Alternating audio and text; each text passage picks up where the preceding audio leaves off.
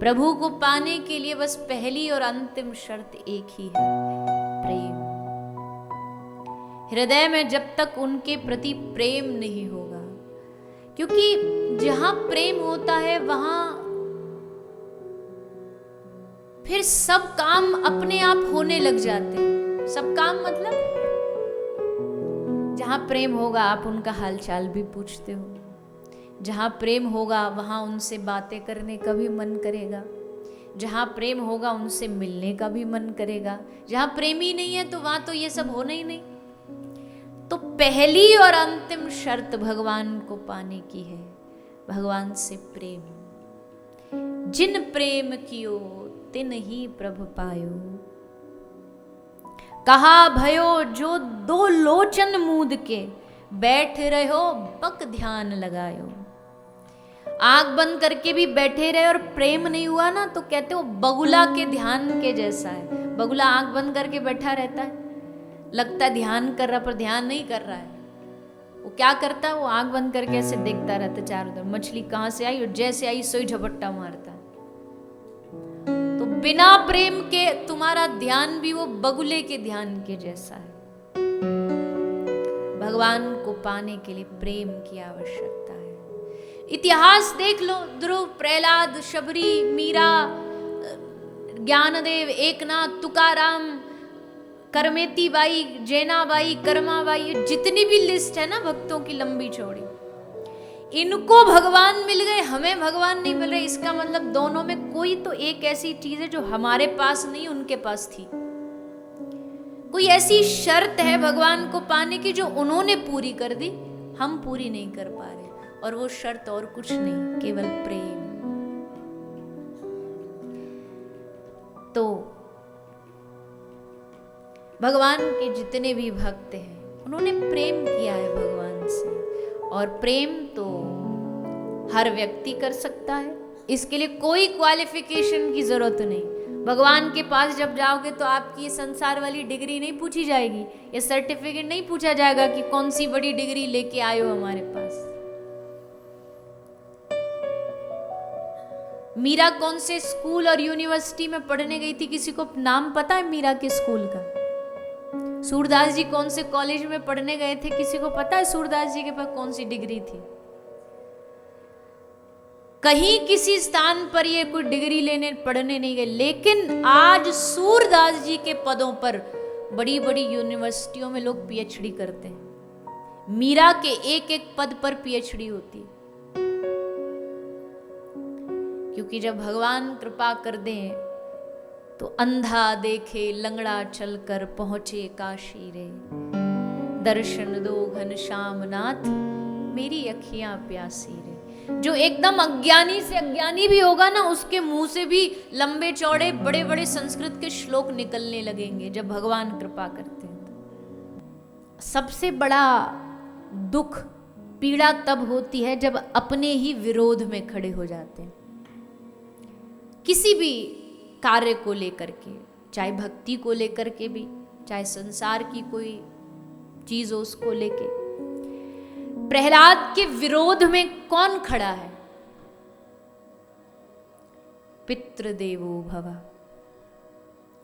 जो पिता देव तुल्य है वो पिता प्रहलाद के विरोध में खड़ा है।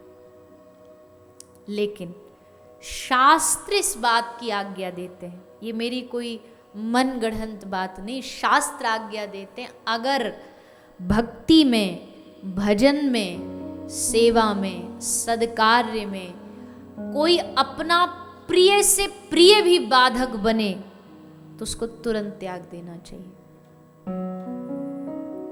मीरा पर जब बहुत आपत्तियां आई, विपत्तियां आई, तो मीरा ने दुखी होकर गोस्वामी तुलसीदास जी को पत्र लिखा कि मैं क्या करूं। तब गोस्वामी जी ने मीरा को वापस एक पत्र लिखा और उसमें लिखा कि तजिए कोटि वैरी सम यद्यपि परम स्नेही, जिनके प्रिय न राम वै देही। जिनके प्रिय ना हो भगवान, वो चाहे कितना भी स्नेही हो उसको त्याग देना चाहिए, उसमें कोई दोष नहीं, कोई पाप नहीं। त्यजो पिता प्रहलाद विभीषण बंधु भरत मेहतारी बलि गुरु त्यजो कंत ब्रज बनिता। लेकिन शर्त है कि भक्ति में जो बाधक बनेगा, क्योंकि देखो भैया पहला रिश्ता भगवान से है हमारा, बाकी सब रिश्ते बने बाद में। जीव जब गर्भ में आता, गर्भ से पहले से रिश्ता होता उसका भगवान से, इसलिए पहले वो रिश्ता निभाना, बाकी सब वाले बाद में।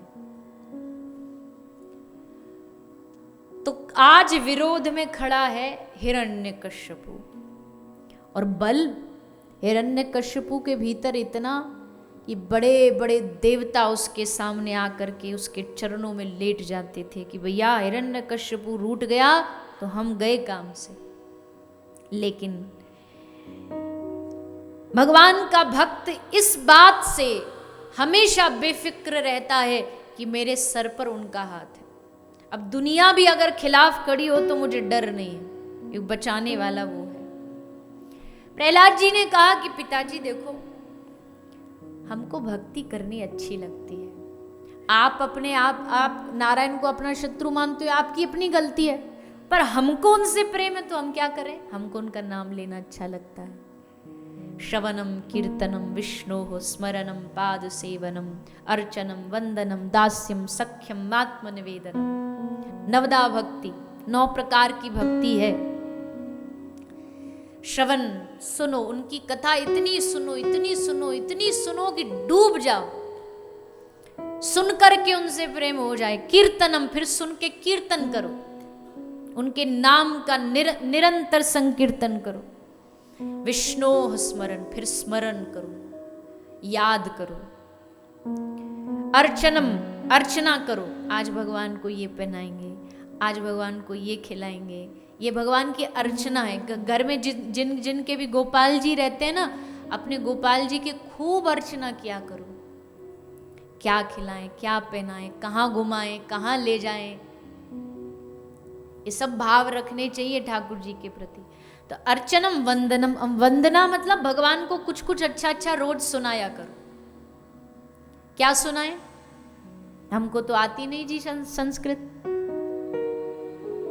एक उदाहरण देते, एक बच्चा मंदिर में गया तो अब पंडित जी लंबे लंबे संस्कृत के श्लोकों से भगवान की स्तुति गा रहे थे। अये बेचारा देखे कि हम क्या गाएं, हमको तो आता नहीं, तो हाथ जोड़ करके क्या बोलने लगा, का ख ग घ, भगवान के सामने बोलने लगा। तो पंडित जी बोले, बच्चे क्या कर रहा है तू, ये कोई बोलने की चीज है, भगवान को क्या सुना रहा है।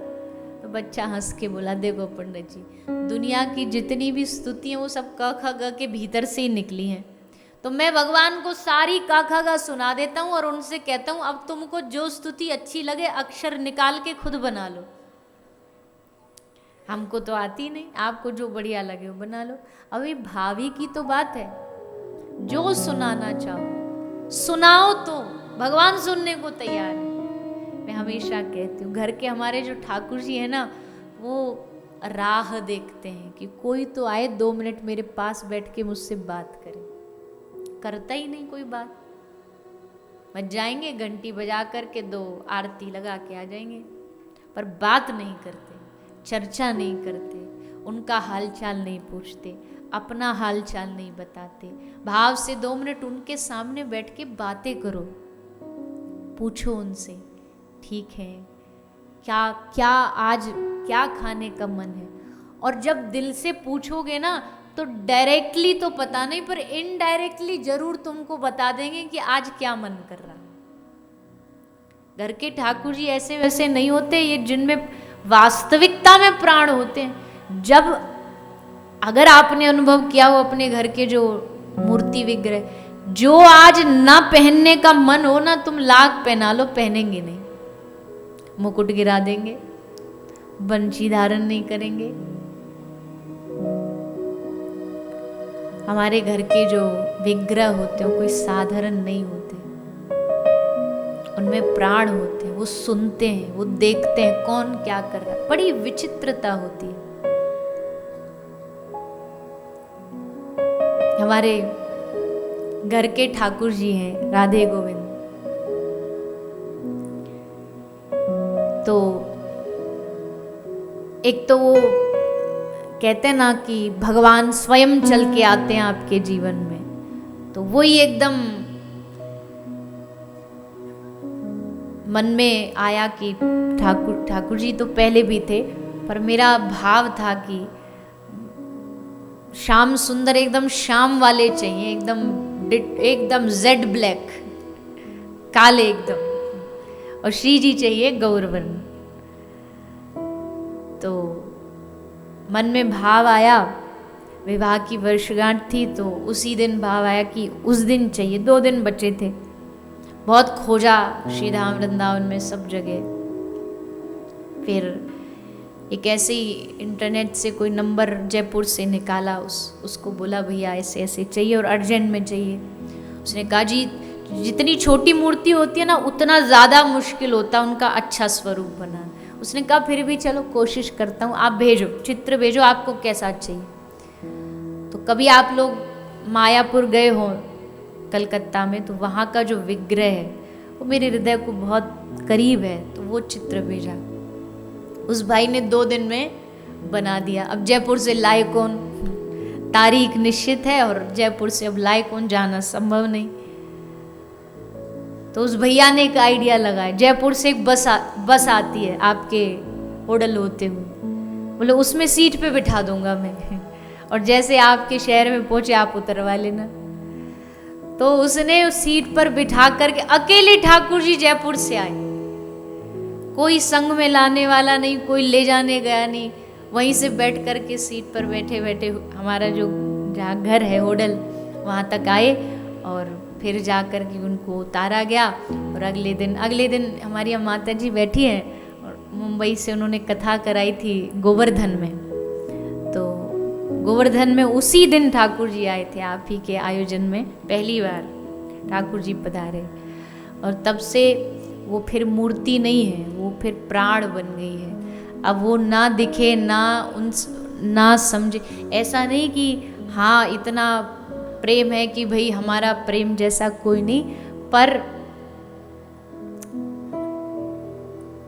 वो समझ आता है कि वो सचमुच मूर्ति नहीं है, वो प्राण है और होने चाहिए। ठाकुर जी प्राण नहीं होंगे तो कौन होगा। उनमें मन बस जाए, उनमें मन लग जाए, रहो कहीं भी पर आंख बंद करो तो वही दिखे, उनका स्वरूप दिखे, उनकी हंसी दिखे, उनकी मुस्कुराहट दिखे। और इतने विचित्र है ना ठाकुर जी, पल पल भाव बदलते हैं, पल पल अपना स्वरूप बदलते हैं। तुम कोई गलत काम करके चले जाओ, ऐसे टेढ़े टेढ़े देखेंगे आज्ञा करके, और तुम कुछ अच्छा काम करके जाओ, मुस्कुराते हुए नजर आएंगे, हंसेंगे, मुस्कुराएंगे।